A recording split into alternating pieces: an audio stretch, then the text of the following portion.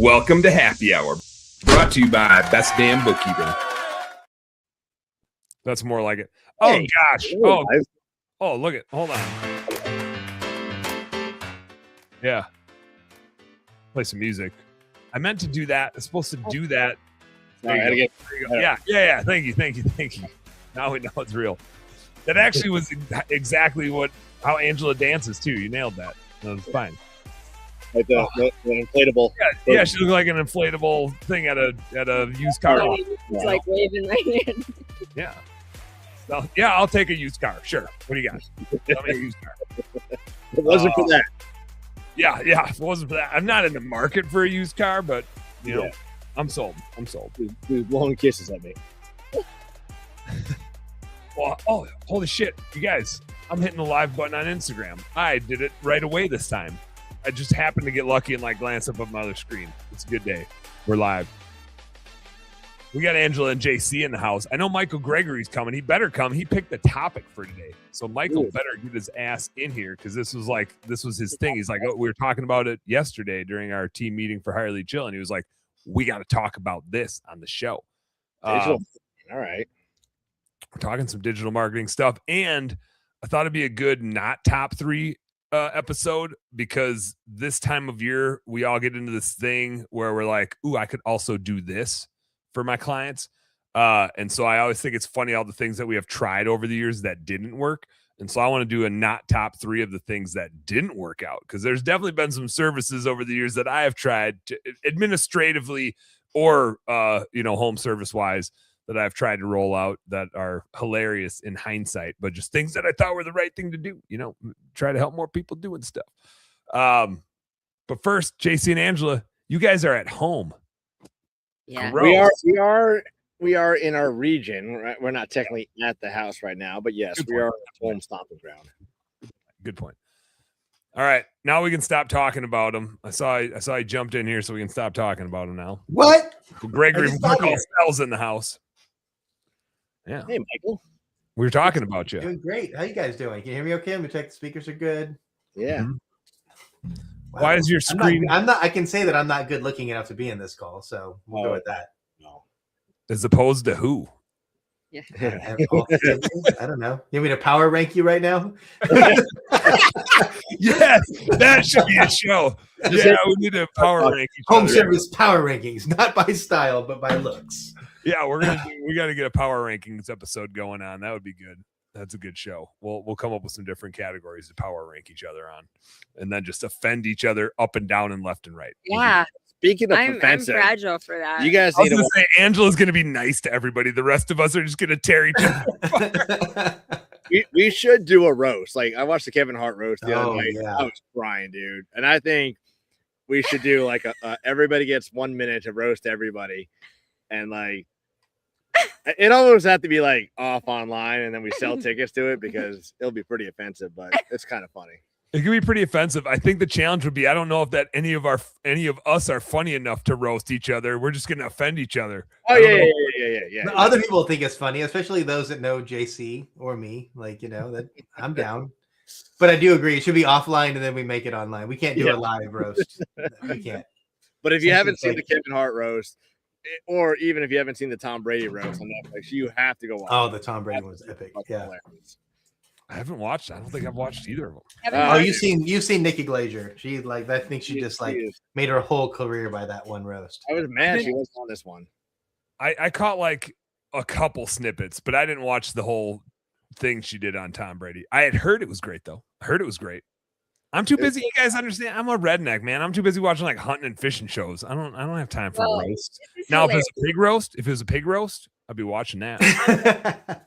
Was hilarious, but Kevin Hart's just aired it was live on Sunday, and I wouldn't say equally as funny, but it was funny. It was more funny in the racist sense of things. Like he was getting roasted?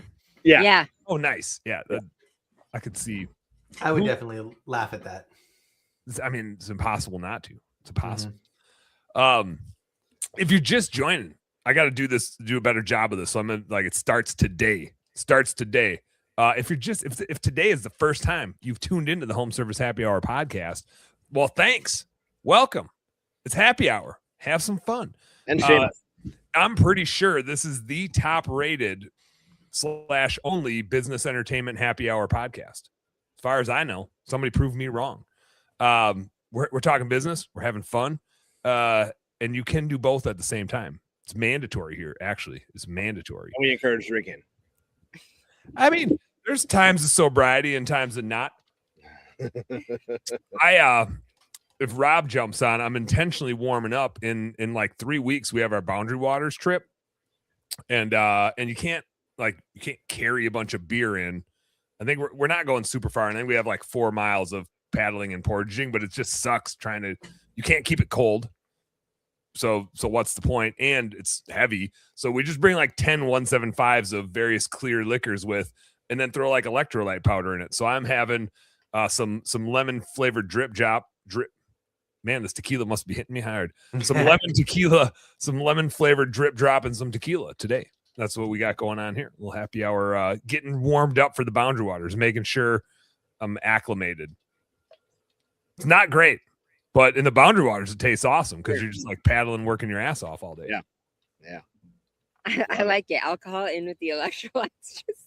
Fuel and just alter chat. I mean, you need your electrolytes. You need to replenish with them. So why not just get it all in one? Yeah, I went for a run over lunch, so I need to get me my electrolytes back. Yeah. Intoxicated and hydrated. It's a great combo. It is a great combo. Oh, I like that. That sounds like a t-shirt we need to make, JC. Hydrated. I think that's my love language.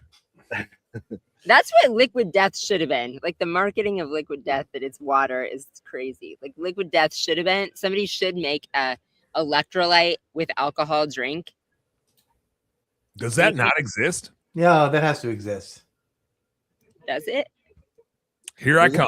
I know a person. Like, let's go. I know the person that can make this. She's been on my show before. Janet, where are you at? I need to get a hold of Janet. Janet Johansson. She makes this stuff. She like runs a business that makes beverages. I'm not joking. Like this is her business. She like hooks up people with brands and ideas for drinks with the people that can make it in mass. All right, yeah. This is a home service happy hour brought to you by. We got to come up with a fucking cool name for an electrolyte cocktail. I'm sure we can. That half of the show is just going to be that now. Right now, he's searching to see if there is one that exists. Yeah, there has to be. By the end of the show, Michael's gonna be using Claude. He's gonna have a website built for us. He's gonna have the distribution network already set up. Definitely good. He's probably gonna have 3 of the liquor licenses for various states, like the lowest hanging fruit ones. He'll have those knocked out. We'll need Janet to help us with the rest of them. But hey, again, for you new folks, this is we're doing business and we're having fun having cocktails.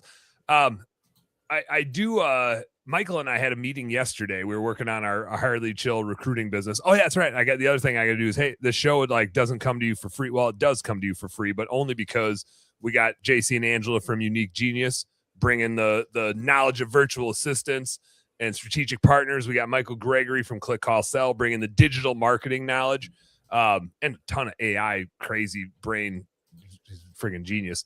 And then you got me. I don't know what I bring to the table, but I own a bookkeeping business, and technically I'm supposed to host the show. I guess today I'm producing it. I heard from Jai earlier, but he's sleeping in. He's sleepy today. So no Jai today. Maybe we'll catch him later if he's able to jump on. And usually we have Sean from Harley Chill in the house, but Sean's got a backlog of friggin' mile long trying to get people recruited, so he's focused on that. We get some other industry folks in. Trevor Steele jumps in every once in a while. No Trevor today. I know he's cranking on stuff.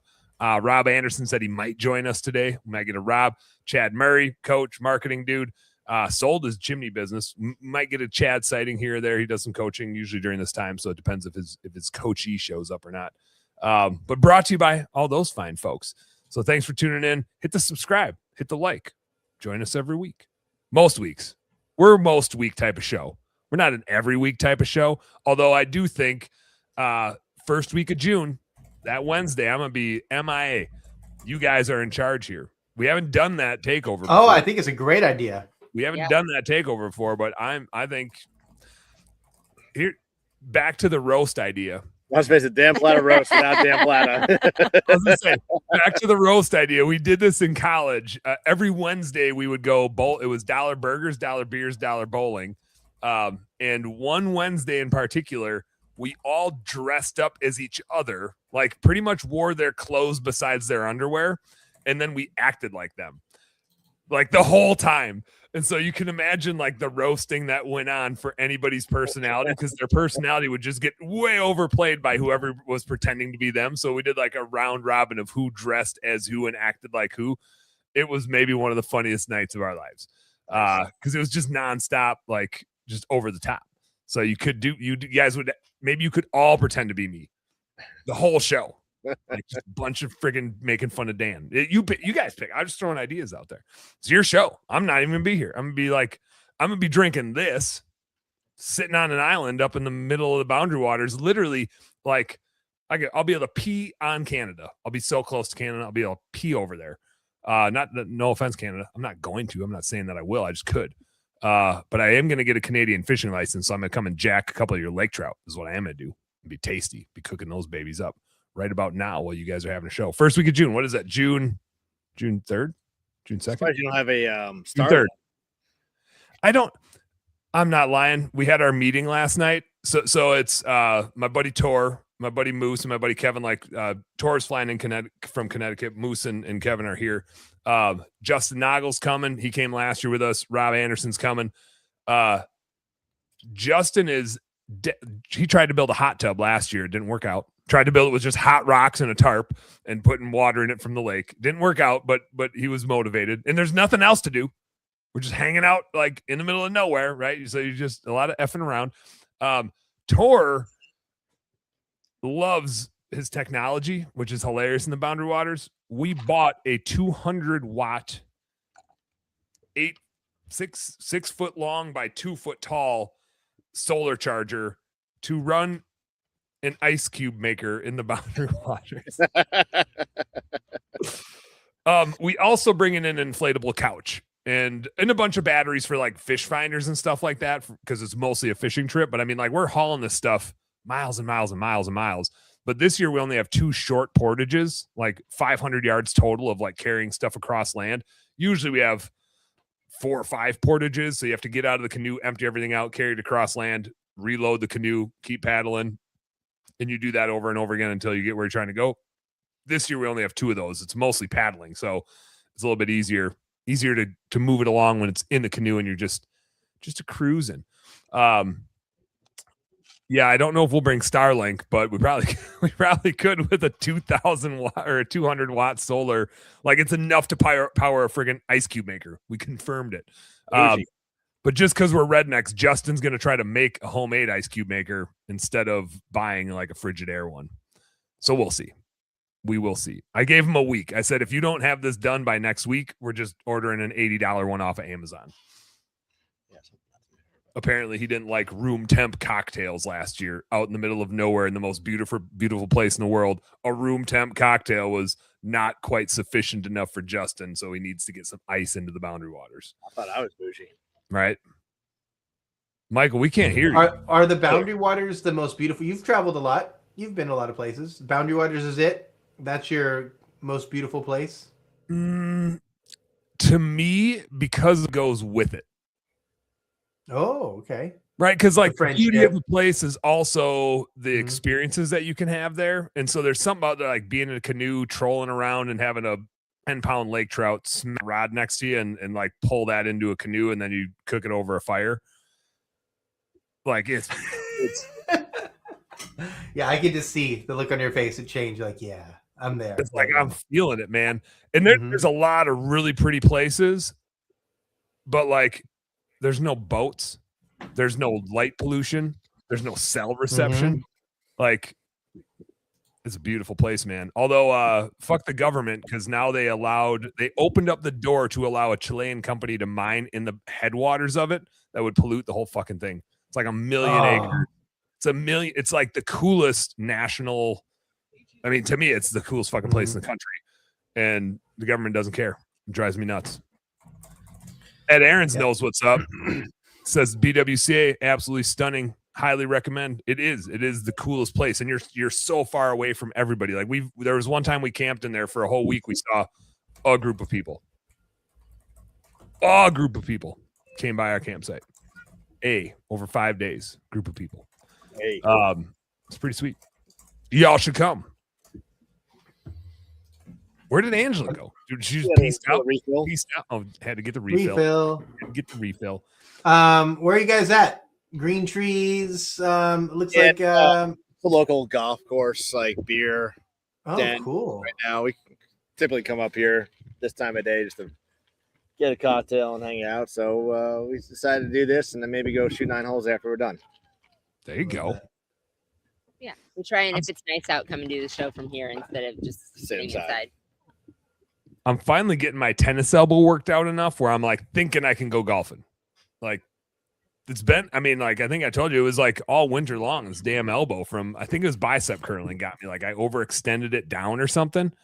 I don't know, but yeah, I just worked out today for the first time in 6 weeks. If anybody can believe that, like actually worked out. How'd you do? How'd it fare? I think I was more nervous because I felt what I thought the pain was.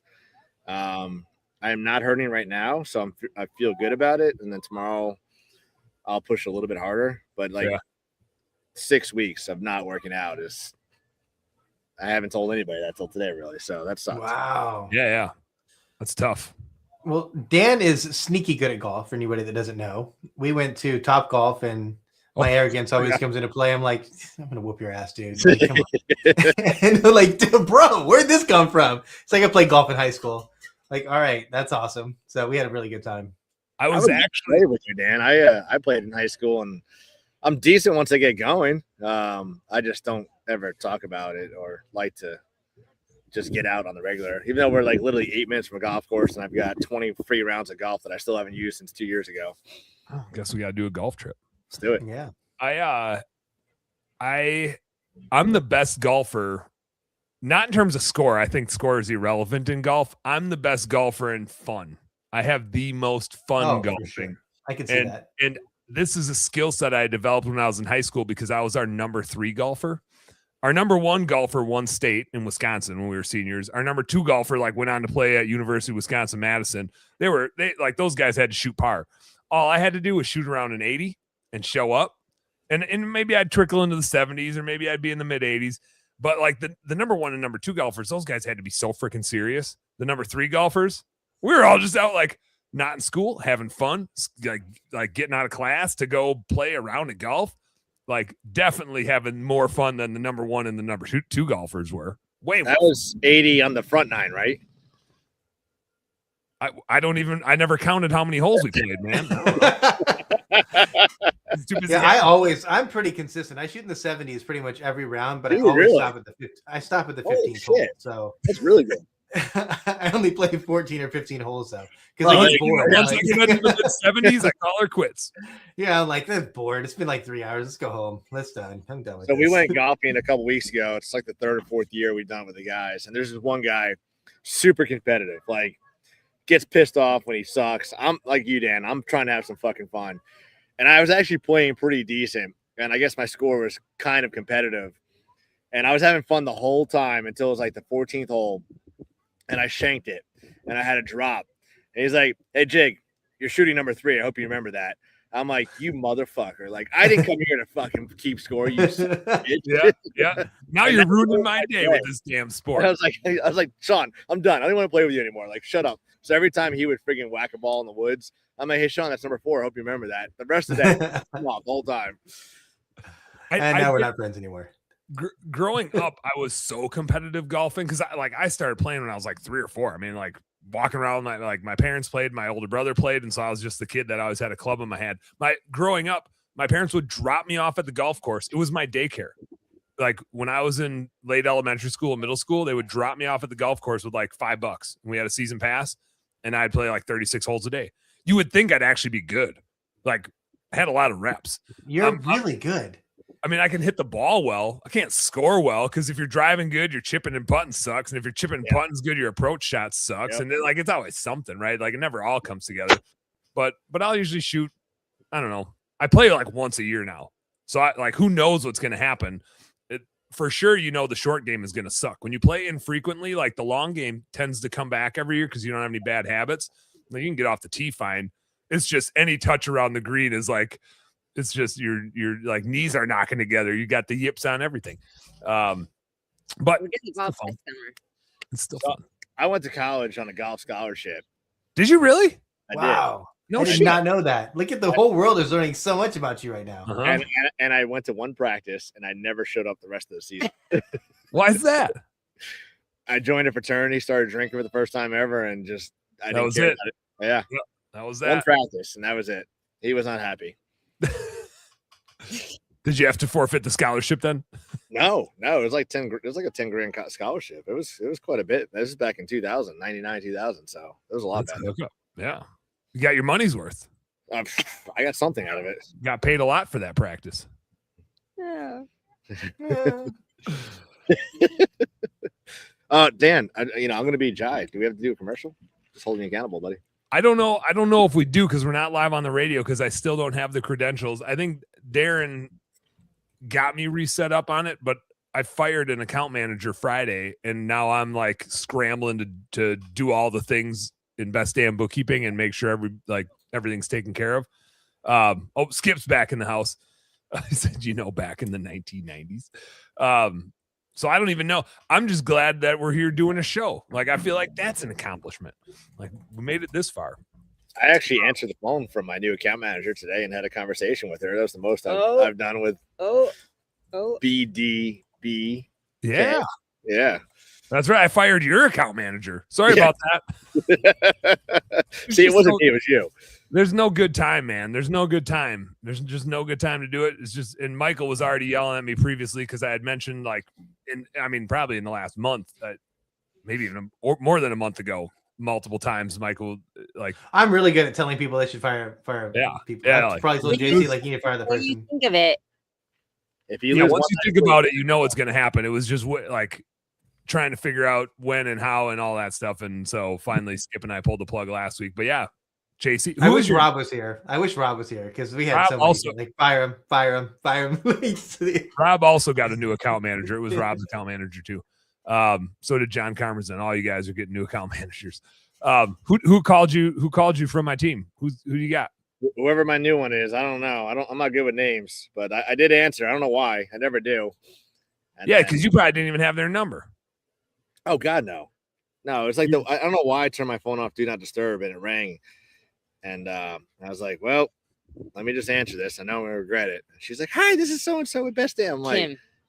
oh, there you go, Kim. Oh yeah, Kim's the shit. Yeah. Skip knows. He's like, it's Kim. It was funny though when he got the email that she was no longer. He looked at me and he's just like, "Is this our person?" And I was like, "No, this is your person." But now you have a new person. "No, like, was it our a unique genius person?" And I was like, no, wrong side. Yeah, wrong side. It was the U.S. side. Maybe it was just like your spidey sense that you knew it was the right phone call to answer. Like somehow out of all the numbers not in your phone, you just felt like that was the one to answer. Sometimes you feel like that. You just had it. You're like, this one, I got to answer this one. Don't know why. You just did. But it worked. Good. Work to do. Are we going to do a commercial break? Now, he doesn't have to do one because there's no, I'm just going to dance. Yeah, here, let's just pretend to do it. All right, everybody be quiet for 5 seconds while we take this commercial break. JC, you don't actually have to sit still. Oh. Just be quiet. Well, you got Dumbo back here just freaking dancing. I can see the leaves moving in the background.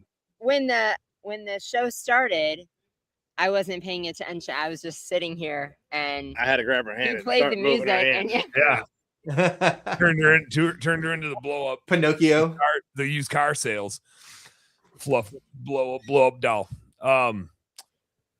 We do have two things we got to do here on this show. And sure. Michael, I'm glad you came because before you jumped on, I was saying like, well, Michael picked the topic for today, so I hope he shows up because we're going to need him to talk about the topic for today, which is like the world of digital marketing is changing. Obviously, AI is a part of that, but also private equity is a big part of that.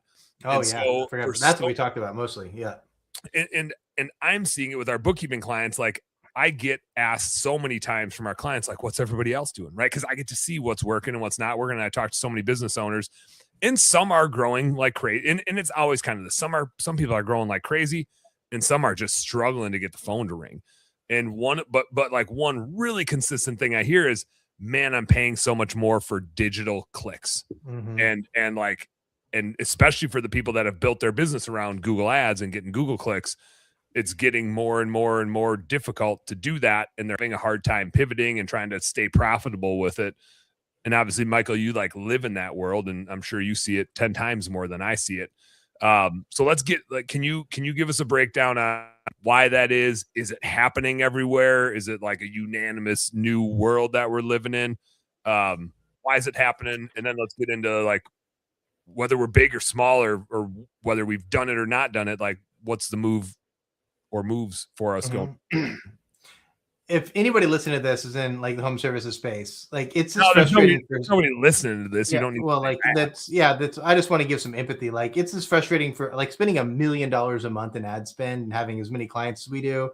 Like it's really, really frustrating to see year after year, just like I think so many things changing. Costs have never gone down. How many years have I haven't done this since 2011?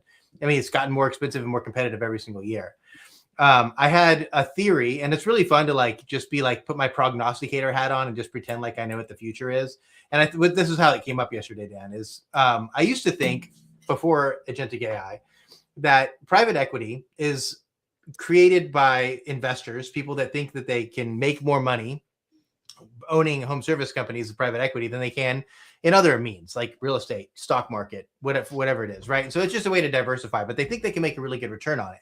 And so I was always thinking like, you've got a lot of really rich mouths to feed that expected 8, 10, 12% return on their money by investing in a private equity. If you're just a little small guy and you're really good at operating, then you don't have as many mouths to feed. You can compete on price and be way more profitable because of just the nature of being small and flexible. And then I'm starting to see now with what's possible with just like connecting your Claude or whatever AI you like to use by just the efficiencies that are created in this hub and spoke model. And Explain hub and spoke. Like, what do you mean when you say that? Okay, so yeah, so like a hub is, think of any, like I'm sure everybody knows a private equity. I'm not going to start naming them, but like a private equity, they own 6, 10, 12, 20 brands or whatever it could be. The hub centralizes a lot of the efficiency. So like call center is perfect, right? So all Tommy Mello, I'm not afraid to mention Tommy, all leads go into a call center. They just dispatch everything from this one location. Where if you're an individual, you're not at capacity, you're not maxed out. It's so much more efficient and so much more cost effective, centralized training and everything to have all your calls routed from one place. The hub being one CRM that has an enterprise system that can track the success of every single location. I don't need admins now to run reports for each individual company. One person can do 13 companies. So the efficiencies now that private equity and franchise savvy private equity and franchise organizations have is kind of making it unfair. And then the last thing we talked about, Dan, is I have had an enormous privilege of just working insanely closely with 10, 11 on and off, 7 and 8 figure home service brands in the last 16 months. 2 of them have sold to private equity and 1 is become private equity. And the ones that sold, like we still work with them, and I just get to see this change. And I can just share from my experience. If you're part of private equity or you own one or whatever, they don't care as much about the front end. Like they'll pay more money for a lead because it's getting them into your ecosystem. That lifetime value is so much more important to them than that first service, because they're going to upsell you. They're going to cross sell you. If they have a family of brands in plumbing, they're going to sell you the HVAC service. They're going to get you in sort of like a maintenance program to hook you. And they know that $200, $300, $400 you pay for a lead today is worth $5,000, $10,000 of a lifetime. So they're not really worried about the front end, which means they're making the cost of everything continue to go up. I think there's a breaking point, but when you can run your business more efficiently, when you can centralize all of your talent into one local place, and you can take an operator who can now operate in multiple locations using AI to process all the data, and you're not afraid to market, anybody who's smaller is struggling. So to answer your question, what am I seeing? All of our that I'm working, every single one of them, and hope I'm saying it's in a public forum, they can say they're not, is up year over year. Everyone, some are way up because they have strong brands, strong operations, and they're just not afraid to spend money.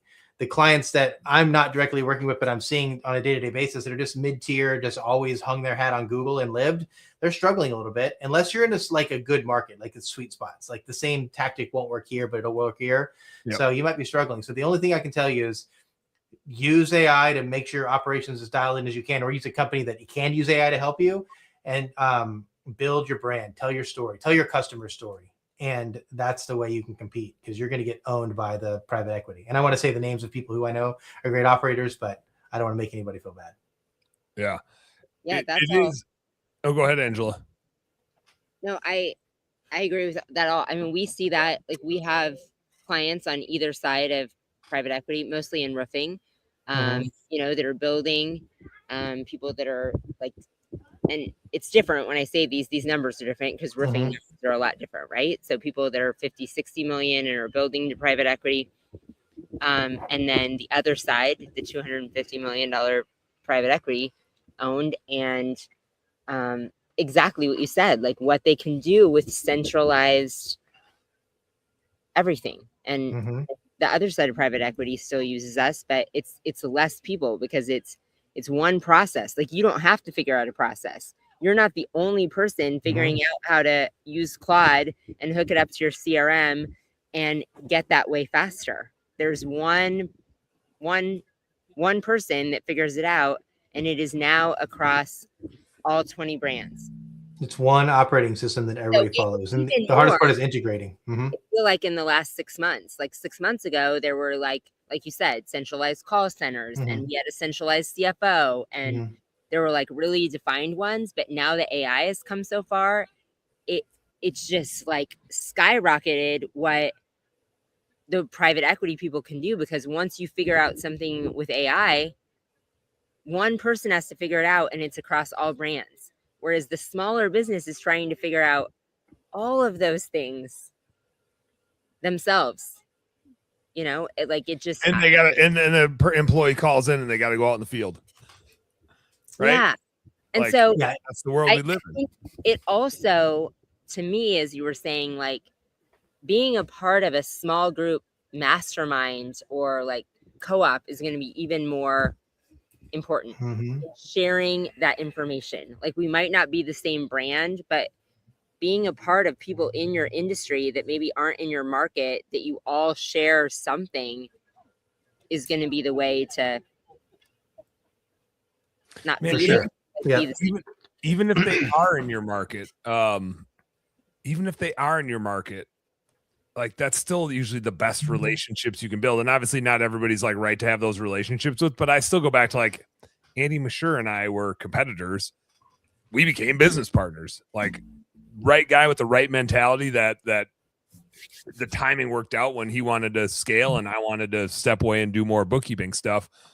So it's just like, even if they are your competitor, you can grow the pie instead of take pie from each other. And especially if you're the smaller guys, like work together to make the bigger presence to be able to compete with the private equity folks. Like, they're using consolidation to outplay you. What can you do to consolidate to build your section of that pie and keep growing the pie so that you're not fighting over a smaller and smaller chunk of it? Yeah. I certainly don't want to be Debbie Downer. It's just changed. I've been doing this for 15 years, and it's changed, especially in the last 2 or 3, so much. You can't just like turn on some Google ads and build a $500,000 business. It takes a lot more. And also one more thing too about these mergers and acquisitions and private equity or franchise, whatever you want to call it, is when somebody sells their business. So we had a recent acquisition and the owner just cashed out. Like, they're done. They completely exited. No, like, there's no rollover or anything like that. They're just out. And when this happens, they just get absorbed into it. And so they don't really have a choice. Like, you are now using the CRM. You are now using this call center. You are now doing these things. And it like disrupts a lot. And there's a short period of pain. But after 2-3 months, like, they're integrated and everything is just working seamlessly the way it is intended. So your point, Angela, like, that's the way that it happens, especially when the owner's not involved. There's not anybody to fight the system. It's like, this works. It's proven to work. And this is what you're going to do. And so they just fold in, roll in. And after the 30, 60 days of pain, they're all of a sudden cranking on all cylinders. It reminds me, when I see these roll-ups, I think back to what we were doing at Blue Skies and why we got it wrong. And And so the next segment is our like top 3 wrong moves that we made. And holistically, that strategy was wrong. And I won't I won't include this one in my top 3, but we tried to do a version of this. Our intent was to go scoop up small businesses, and Dalkey and I had 50 locations across the country mapped out where we were going to go. We had like a hit list of where we were going to go and what we were looking for and the different industries that we were looking for, and all the way across the home service space. Obviously, we had window cleaning and pressure washing and holiday lights and gutter cleaning, and then we had maid services. And we started going, and then we went, oh, shit. Like, these businesses are way more work. Because the thing we got wrong is we started too small. We were buying $1 million companies. Oh. We needed $5 million companies. We were buying companies where the owner was leaving. We were replacing the owner who was still in the day-to-day. Very dependent. Yeah. Yeah. And it's so clear now, right? I had James Gorzinski on the show who like, we need James on this show. James needs to be a part of this freaking show. Super good dude out in Pennsylvania. He's like an exit planning specialist and focuses on these types of business, not private equity, but he focuses on the $1 million to like $5 million home service businesses and trying to help them get to the point where they can sell to the right buyer. And it's always all about not having the owner invest like in the day-to-day of the business at all, right? To the extent that the owner is on payroll and has a job, it's a problem. Like you're not valuable, right? And I lived that firsthand. We kept buying these businesses where the owner still had an office at the office, and therefore we weren't buying a business, we were buying a job.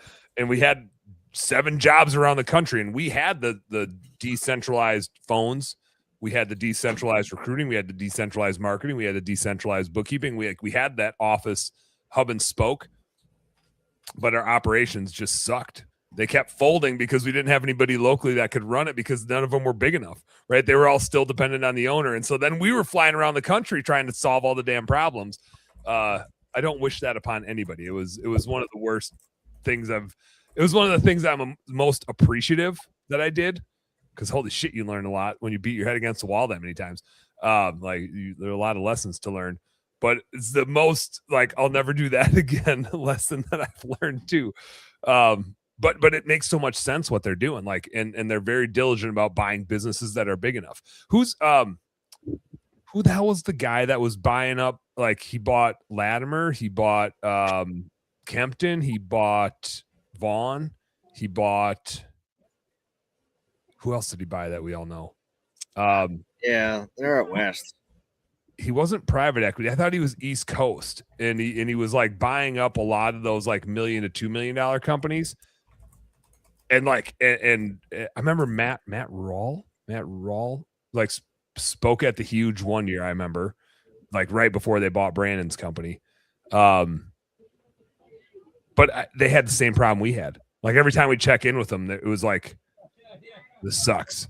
Like, we keep buying these companies and trying to like not compete with major private equity, and we keep buying out the Kurt Kemptons and his window cleaning business and buying out the Josh Latimers and his business. And then it's like, oh shit, those guys were still like, Brandon's was probably their bigger one, where Brandon wasn't as much in the day-to-day, but when they bought all those companies, we were competing with them to try to buy them.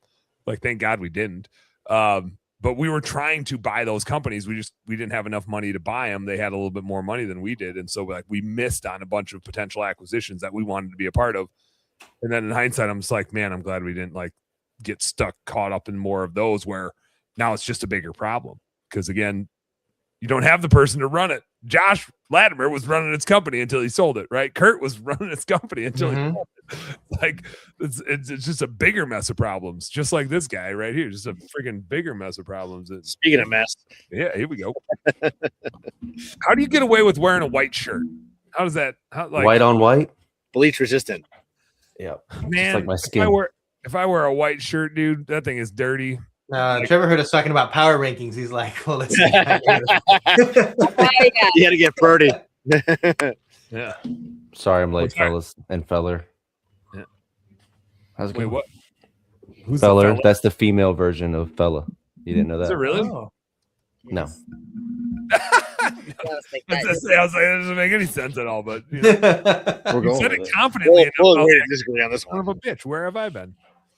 Maybe that's the next power ranking is like who says the most, stupid shit. Power ranking. Did you just call her? Yeah. Feller. No. Feller. What are you gonna do about it? You got 3 logos on. Try and keep up. Oh yeah. Oh, that's an Not immediate one of call them. out. It's unique genius. Yeah, the hat was dirty, and I don't want to wear it. So I went with the rabbit. 3 logos on. I'm sorry. No, that was JC, I good. love That you, was man. good. Yeah, get after him. Get after him. Don't let him off the hook. Fuck you, Trevor. What's a power ranking? What are y'all talking about?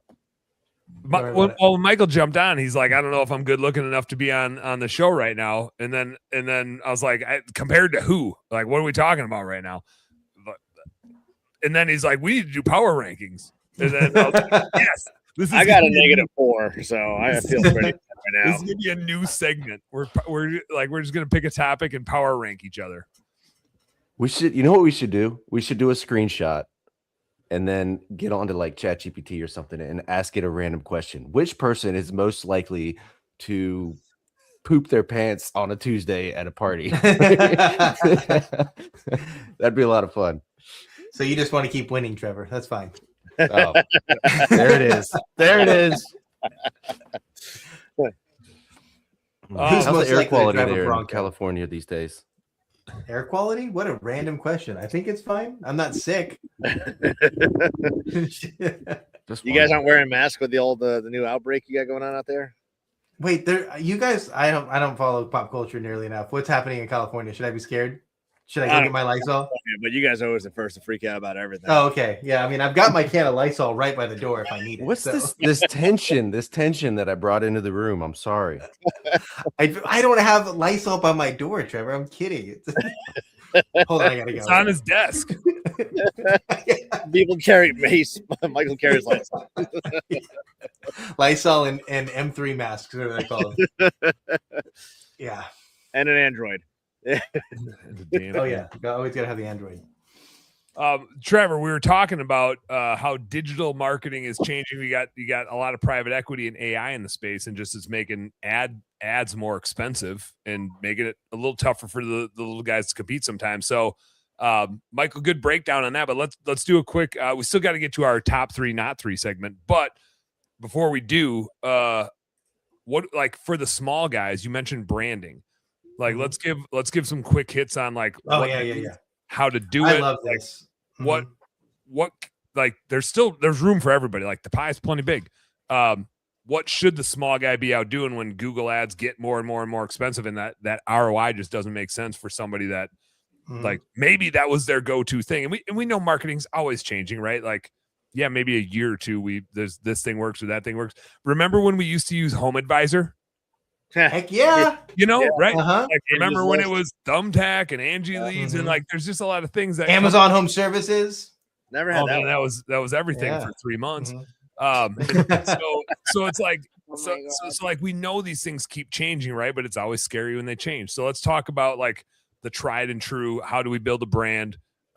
You start because this is your baby. Well, I want to get your thoughts on this because I hired somebody new and their job is to really start scrubbing the internet to find just good ads that are performing. And here's one of the interesting findings, and I would love to have all of your experience because you have friends in the space. The ads that we're seeing that people are crushing it with, and I'll just give a shout out to Ramon Jones right now because he was somebody that like literally we found accidentally. Just sit in front of your computer like this and start talking. Like it doesn't need to be this crazy high production value thing. Is like, listen, Ramon is like the rainy thing. What do you do? When's the best time to have an umbrella when it rains or something like that? Just amazing. Like just telling a story and just being real and authentic and saying like, I travel all across the country, learning how to do what you're looking for. If you want to find somebody that's totally badass, just call me.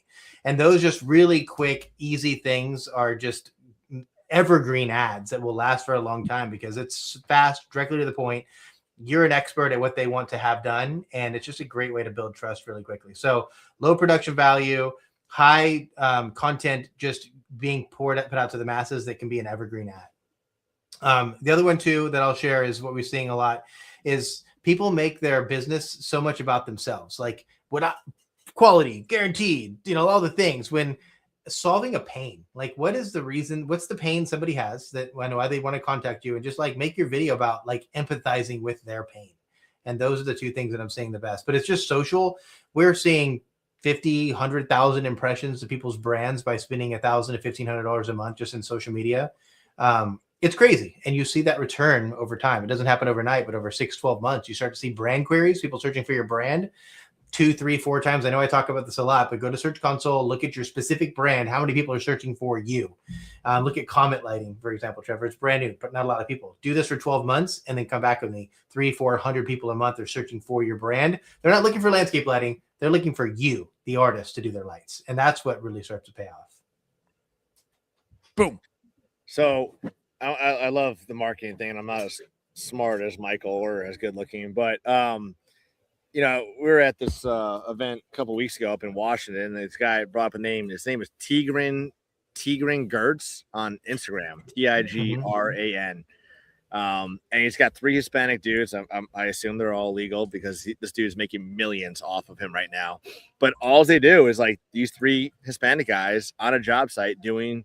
Oh yeah, I know this is. I've seen that. Absolutely hilarious. Makes no sense in the world, but it's consistency. I don't think they're dumping anything into their marketing spend. They could be. I don't know, but it's consistent every single day. Yeah. I know this guy. Yeah, he's awesome. New, I just looked him up. Funny, something different. And half the time they're not even saying anything, but it's the fact that they're so consistent that people want to show up to see what they're doing. And I don't know anybody in the pressure washing space. Rob used to do a really good job about it. Yes, you do. Let's get squeaky, fam. But you know who I'm talking about. You haven't seen this guy? Let's get squeaky. No, I have no clue who that is actually. Oh my gosh, he's killing it. He's just like you're saying. He just films himself. The one guy that shows up every single day, it spends no money, but one is the fear, the foam, or not the FOMO, what's the word? When you feel like urgency, scarcity, fear of missing out. Yeah, imposter syndrome. Consistent. And I say I'm going to do it all the time. And then when I went to go record, like, I don't want to do it. I don't want to do it. But if you had somebody that's just doing it every single day, like I really feel that they will outbeat anybody who's paying like thousands of dollars and doing it organically to be able to do it. But nobody, I'd say 99% of people in the industry are not, in any industry, are not doing it because more than 99. It's really hard. I mean, I talk to people about this all the time. It's really, really hard to come up with ideas. It's really, really hard to get in the habit of doing it because if it's always you, that means you're a content creator. And then nobody, how many of you got into this business to be a content creator, right? Exactly. No, you knew how to wash or do your thing, and that's what you did. And then acting. How many times have you heard somebody, JC, you've done this, standards and 15, 30 takes, and you're like, F it, I'm done. I'm not doing this anymore. That's right. And so it's really, really hard to do. And that's why with the example, I've seen that before. It's not necessarily about that. It's just like having fun on a job site. And people love watching that. They may not need the job today. They may not ever need the job, but they're talking about it. They're just watching it. And if there's ever a point in time it comes up in conversation, they're talking about it. And it's just a great way to build a brand, especially locally. Can y'all hear me?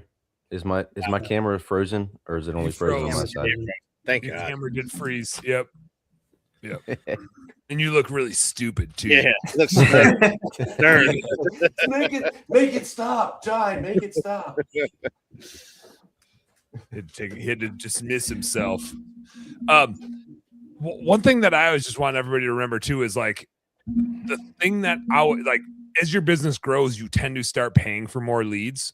Just naturally, you start to delegate that. We all started by door knocking and yard signing and door hanging. Wow. Let's not. I would not say the generation now started that way. I don't really know a lot of guys that are starting in the industry we deal with that are out door knocking.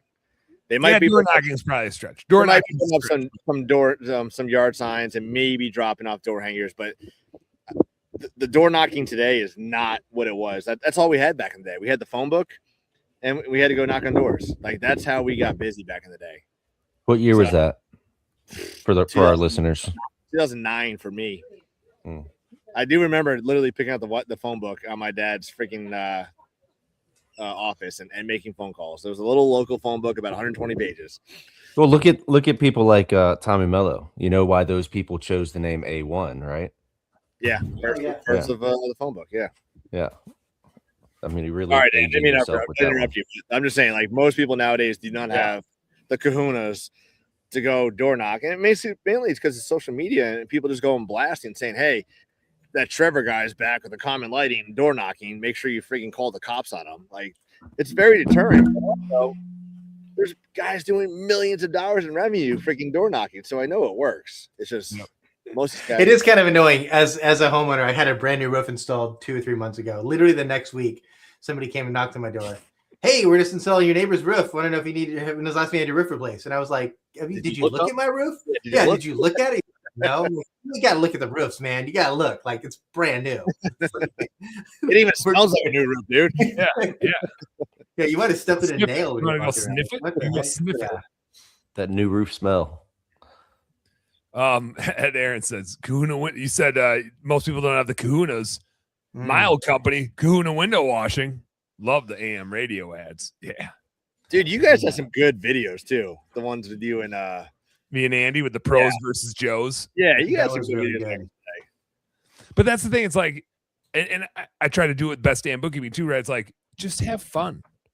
People are attracted. Well, people that you want to work with are attracted to other people having fun. Yeah. People that you don't want to work with aren't, right? They're bitter. They're sour. Like, you don't want to work with them anyway. Like, Yeah, that's a good point, Dan. I have strong beliefs about this. Your brand needs to authentically be you, because if it's not, and you're attracting people that don't flow well with your brand, then you're just creating a headache for yourself and everyone involved, right? Yeah. So like if you came off as this super professional bookkeeping organized, like the people that would come work for you would drive you crazy because that's not who you are. So your brand has to authentically fit you, or just if you see me in a suit and tie, come and kick me in the nuts. Come and give me a swift kick. Unless I'm at a wedding and you know I'm just trying to fit in. Then in which case it would be camouflage. So you didn't even show up to suit and tie to our wedding. What the hell? Yeah, but that was your wedding. I was wearing my onesie. You told me you had a onesie for me. So I was wearing a onesie. Why would I wear anything? But I mean, I think like real quick, just to go back on that, like, yeah, I think people get so focused on trying to sell. Like, you go back to that Tigran guy. Like, any video I've ever watched him, I'd say 90% of the videos I watch, it's never him selling anything. They're just being genuinely funny and having fun on the job site, and it piques curiosity, and it wants people to come back and see what's next. Like, for a while, there's like a local Facebook group here, and I would just like make these stories to make fun of our town, whether it was traffic, school, whatever it was. It was like just long, drawn out stories that had a lot of humor into it. And people loved it. They didn't care who I was. They just wanted to come back and see the story. They wanted to come back and see more. And by piquing that curiosity, then they start saying, well, what is this? Who are they? What are they doing? Oh, great. Now I need this person. Or they're sharing and say, hey, go listen to this person. Go watch this video. And then it continues that domino, that snowball effect that people like continue to like and increase the views and increase the algorithm for people. But people get so caught up in like, hi, my name is JC. We offer pressure washing. We do safe, low pressure house cleaning for your house in the Hampstead area. Nobody's going to watch that. It's freaking boring. Watch a video of me falling down the stairs. Watch a video of me freaking spraying my face with water. Watch a video of me doing something stupid. Then they're going to want to come back and watch more. But we get so caught up on like, hey, this is what I can offer you today. Are you ready to buy? No, they're not ready to buy today. But get them interested and want to come back and continue to watch and learn more about you. And then when they're ready, well, shit, now he's in my feed every day. Let me at least use him or recommend to somebody that I know needs their services. You're probably a really good person, JC, to kind of share your experience about how you built your following, because I remember talking to you when you first started, like how uncomfortable you were and how just like I remember the first live. And like, yeah, and how much it's changed you, your business, Angela's business. Like that story would like be very compelling. And then I'd love to hear it. We can do it on the roast. We were in the hallway at Sales Boost in Greenville, and you were like literally pacing back and forth. You're like, all right, I'm about to do it. I'm about to do it. I remember that too. And you literally went into the little room in the back so nobody would see you. And you went live and you're like, all right, it's over. And now you don't care where you are.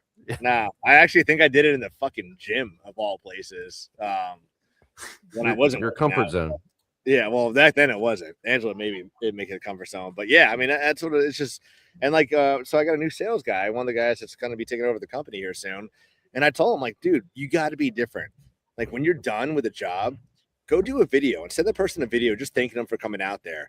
And I was like, you're probably going to have 50 takes. No joke. Like the next day, he's like, I had 55 freaking takes of one 30-second video on my phone. Yeah. Has he gotten better with it? No, not even close to it, but he's doing it. He's still doing it. And I'm like, dude, just be different. I don't care. Just have fun, laugh about it. If you mess up, send that video too, because then they're going to know you're human. But the problem is nobody wants to, like, they don't want to be uncomfortable. And that's where, like, that's how I grew our brand, was by being uncomfortable, by being the loudest person in our community, by having the biggest, most obnoxious rap, by just doing these stupid videos all the time and being consistent and showing up every single time, showing up to, like, literally there's 3,000 people at this freaking event, and I'm in there with a Christmas light jacket, and they got suits and then dresses on. Like, it takes a little bit of courage to step out of your comfort zone. But if you do it and consistently, people will remember you and remember your brand. And then eventually those will pay off. But it's not going to happen overnight. And that's where people fall short. Well, this video didn't do anything. It had one view, and my mom commented on it. And that was it. I'm done. At least your mom I have commented. never. I'm sure there's like naysayers out there, but they're too chicken shit to say anything to your face. But anytime I've gone against the grain, like JC wearing a Christmas outfit to like a professional dress thing, like every time there's been a situation like that, I'm going like shorts and a t-shirt, right? And everybody's like, why didn't I just dress like you? I'm so uncomfortable, right? Like everybody's thinking it. They're just they're sheep. They're just Sheep, following. Yep. They're just a bunch of sheep, and everybody sees you being different and just doing your own thing and be like, this is who I am. Michael Gregory's over there in shorts right now. I know it. I'm wearing sweatpants. So well, that's what I love about this industry is you can do that. The people aren't judging you because of what you wear. They're judging you for who you are. That's why I love the home service industry so much. Hey, I got a call in 1 minute. Can I share one of my business blunders? Because it's kind of a cool story. Hit it. Like we're gonna save that service release for a future episode because we didn't even get to it. This was too rich of a topic. Great episode. This is gonna be one of the highest viewed episodes. So I believe in the concept called fail forward. John Maxwell, if you haven't read the book, really cool book. Great book. we don't fail until we quit. If you never give up and you just keep going, you're learning, right? So this is my $25,000 t-shirt. I remember I invested into this company called Tounder. I have a side story about Pounder if you want to hear that one, but Tounder. Oh, don't shake your head. No, Trevor, you absolutely do want to hear about it. Don't try to be somebody you're not. We know you well enough to know you want to know about it. It was a mobile app company building mobile apps very quickly before like it was really a thing. And I got sold snake oil so hard. 3 investors, we all total invested $100K to this guy to do this thing. And it's like 6 months, a year. And I learned so much, mostly about like what questions to ask and how to do due diligence on somebody or a process before you go in any relationship. And I still take a lot of those lessons that I learned today from that $25,000 t-shirt. And I just keep it in my closet to use it for moments like this. You should frame it. You should frame it and put it behind you.